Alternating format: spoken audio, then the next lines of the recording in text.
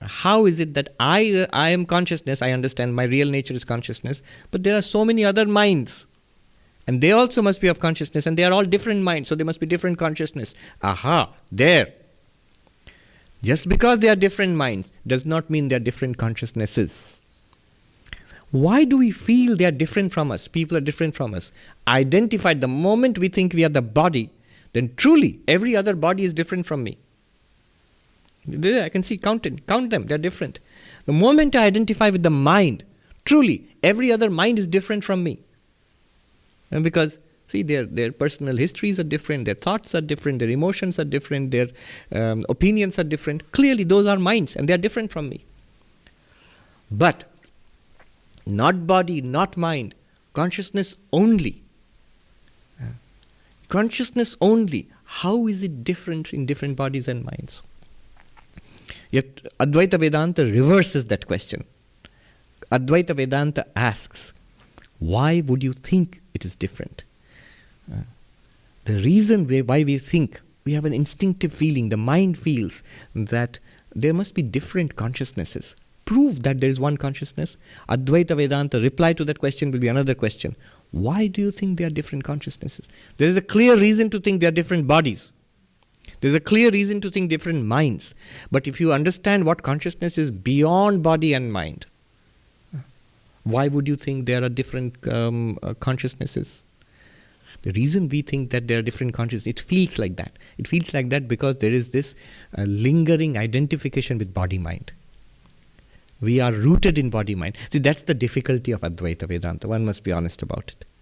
In the Bhagavad Gita, Arjuna asks Krishna, which is easier, the way of Advaita Vedanta or the way of dualistic bhakti? And Krishna says bhakti is easier. Why? Avyakta hi gatir dukkham dehavadbhiravapyate. The way of the unmanifested reality, it means non-objective pure consciousness, is very difficult for the embodied. Now, embodied, you have to understand carefully. Everybody is embodied, even the enlightened person. See, there are bodies. Embodied here means strongly attached to a body-mind identity. Strongly attached to body-mind identity, one will continuously make mistakes about consciousness. One will bring one's own, one of the contemporary Shankaracharyas in India. There are different monasteries established by the original Shankaracharya. The head of each one is called a Shankaracharya. The contemporary Shankaracharya of Puri, in the Shankara Matha in Puri, Nishchalananda Saraswati ji, he says, one must be careful. Otherwise, one does not know what one smuggles into Brahman when one says, I am Brahman. We are smuggling in body and mind because we have not gotten rid. You need a thorough customs check. You have to declare, I am bringing in body and mind. No, not allowed. Put it in the trash bin. These are on the, when you enter into the land of Brahman, these are on the prescribed list. I remember when for the first time I went to Australia, so they're very careful about their biodiversity and they don't want to import any kind of life form from the world outside. They're nicely cut off from the world. So, no food. And I remember in the airport when we were taking our luggage, there was this dog which was going around sniffing everybody's luggage, and it pounced on a particular gentleman's suitcase.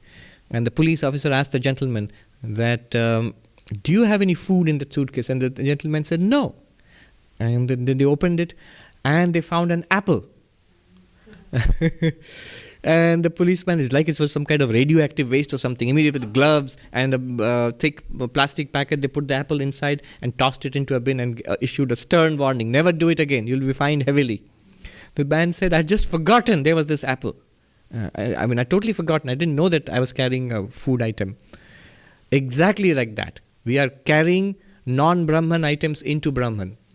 And that there was, apple means there is a body or a mind. We have forgotten about it.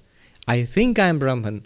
And then I ask a question like, how is it the same thing in all bodies and minds? It's because I'm thinking of myself as a body-mind. Let go. Think of yourself as only awareness. The one screen on which different movies play. Then you realize movies don't come with their separate screens. It's on one screen. tragedy, a horror movie, a science fiction movie, a drama, they all play, come and go on one screen. Similarly, in one consciousness, multiple movies, multiple personalities, multiple universes are being played out. And you are that screen, the ground of this universe.